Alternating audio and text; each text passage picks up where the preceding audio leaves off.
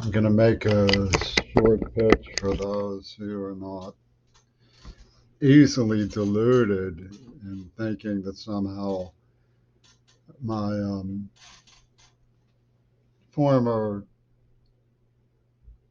admiration for Russia is somehow hiding a closet sympathy for the invasion of the Ukraine. It touches the boiling point of the problems that I've always had with U.S. foreign policy, the tendency to instigate a stereotype that allows something like that to take on the overtones of uh, red baiting. I'm terribly upset that all of this happened. I know that I'm not alone. I'm not um, playing the wise man or the hero about it. I don't think it's fair to throw away all of the observations that have been made about the danger of tyranny from our side towards others who are weaker. Latin America has borne a brunt of rural poor people being stepped on by militias and fascist tendencies. The Latin Americans who come here, supposedly illegal immigrants, are often fleeing terror from gangsters who have been cultivated by a lack of humanitarian intent from U.S. foreign policy. And I'm sure that Biden understands that.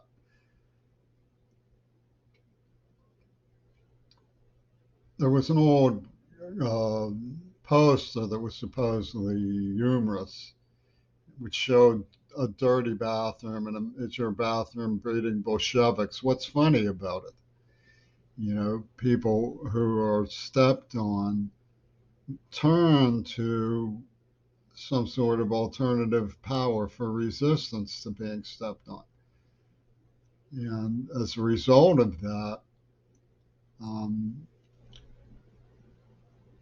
Cold Warriors have pitched their tents with the idea that in the end, the only thing that matters is subordinating such um, tendencies among people to look for some way out of being oppressed. Now, I know that ideology played a huge role. I don't know why I did something that turned out to be this stupid. But when I was kidnapped and tortured as a child, and it was extremely serious, and it was clear that my life was in danger for talking about it, I challenged the ideology of the Reagan administration. I could see that they were insensitive towards people who were suffering oppression.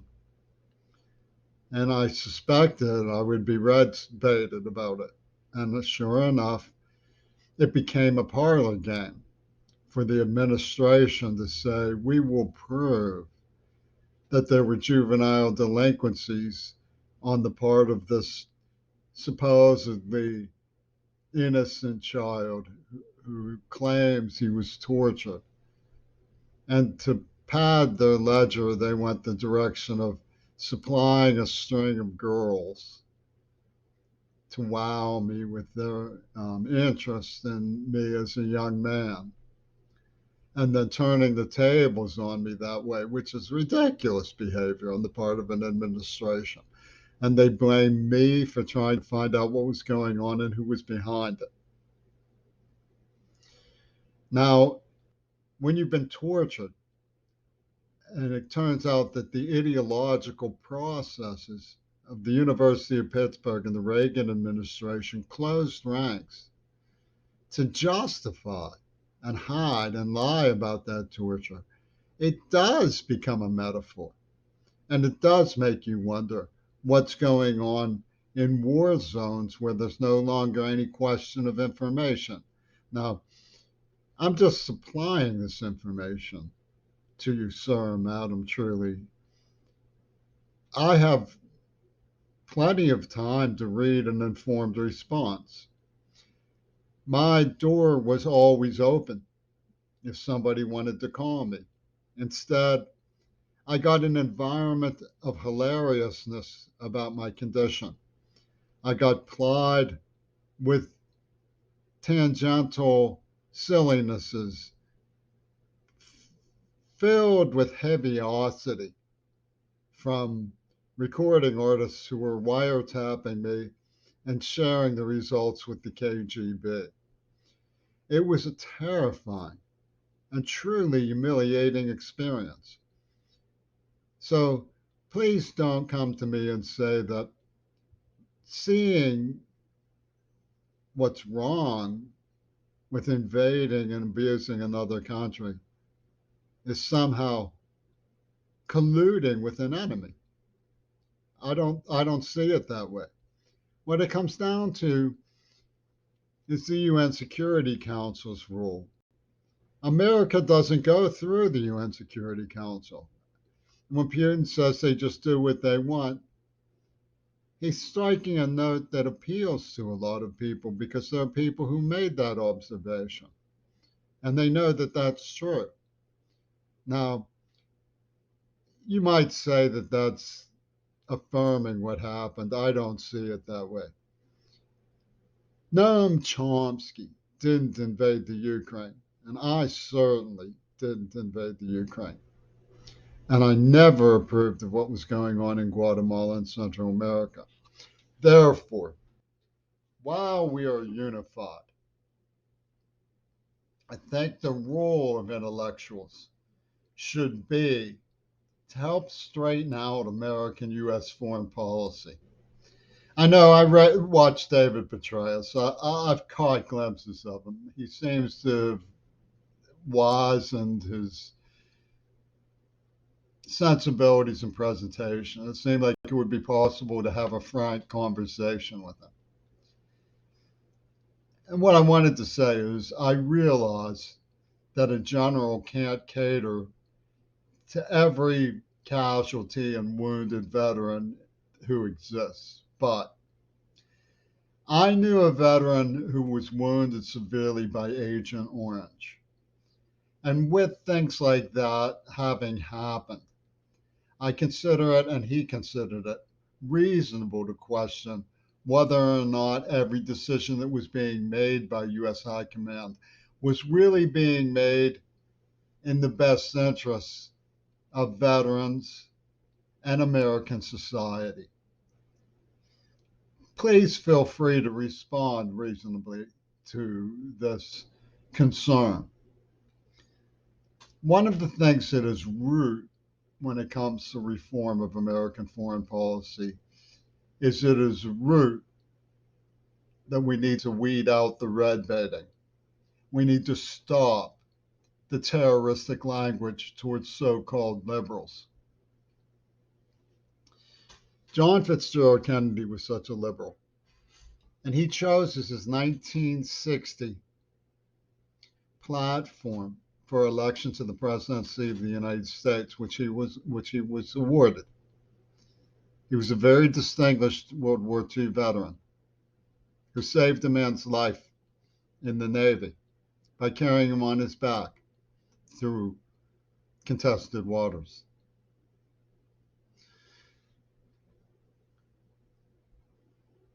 His platform was A Time for Greatness. A Time for Greatness was released as an armed forces edition. It was written by a conservative who was the editor of the Southern Review, Herbert Agar. It's a brilliant polemic. So the conservative liberal line, one of the people who's never been implicated, who was truly mortified by the assassination of JFK, was Barry Goldwater. He was a conservative. Conservatives and liberal once upon a time worked together before red baiting fascist streak, supposedly wrapped up in the mythology of rednecks and black grudge, started stereotyping liberals as somehow anemic, incapable of sufficient militarism to hold sway. And oppressed people suffered as a result of this dogma. I personally suffered as a result of this dogma. Now is not a time for me to indulge my interest in Russia. Russia has to accept that we are not to blame for glasnost, that the reforms against which they are reacting were reforms that were instituted by their own government. And they are lashing out wrongfully. Those reforms were in place to make it possible for us to work together better. I would have no hesitation if peace were negotiated to return to my studies of Mikhail Bakhtin. I'm interested in Russia, but I would never pander to a society that is capable of bombing hospitals, bombing children's schools, and all of the other terrible things that we're seeing. So please don't darken my doors with red baiting about it. Some of the people of the world, Pakistan, for example, who've made a stand with Russia, do so because they're scared, frightened, and sorry of their mistreatment by U.S. foreign policy, their subordination to people who don't respect them. We need to work on that. NATO needs to acknowledge that oppressed people can be very frightened. They should have health and safety. They should have access to education and jobs. They shouldn't have to fear that their hospitals and their children's schools will be bombed. Not by Vladimir Putin or by Oliver North. Not by anybody.